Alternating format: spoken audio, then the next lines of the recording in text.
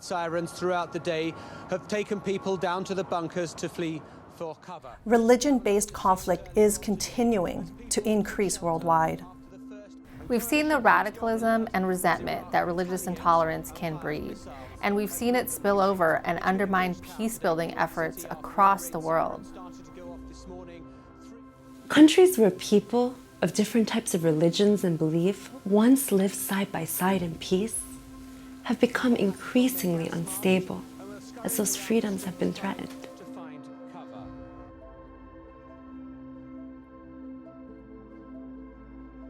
If we look at recent trends worldwide in recent wars as well as even terrorist attacks, you can see that most often these are about identity.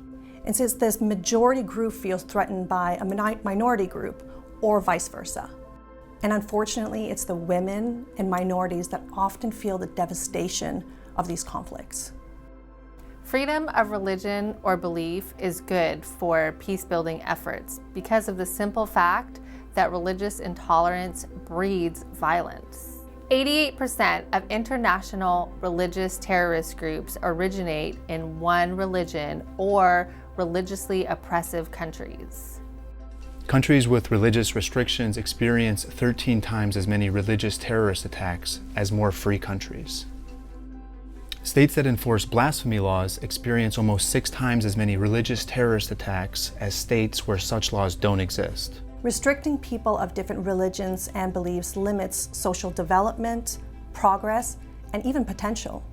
Around the world, religious communities are instrumental in increasing literacy, reducing poverty, promoting development, providing health care.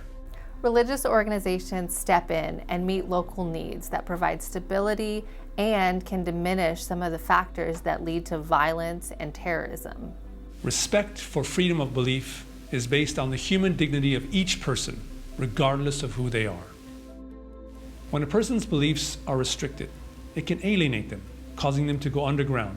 They lose connection with their community, who could correct them if necessary.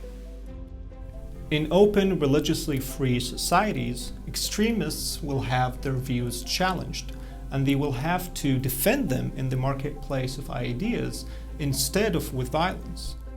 The more you try to control people's beliefs, the more it can lead people to push back and become violent. Violence breeds violence.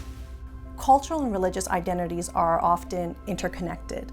When someone feels like their religion or belief is being offended, then it's like they feel like their entire identity is being attacked.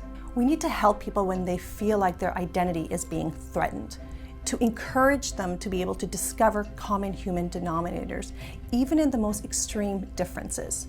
We can have different worldviews and religions and even experiences, but in that we can discover our shared humanity. Freedom of religion is a pillar to peacemaking, because when your beliefs are respected, you're better able to respect the beliefs of others.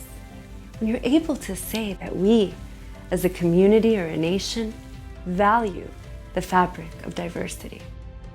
It's all of us coming together with our differences and our unique histories that make us strong, that build peace and security when we unite and stand against violent extremism.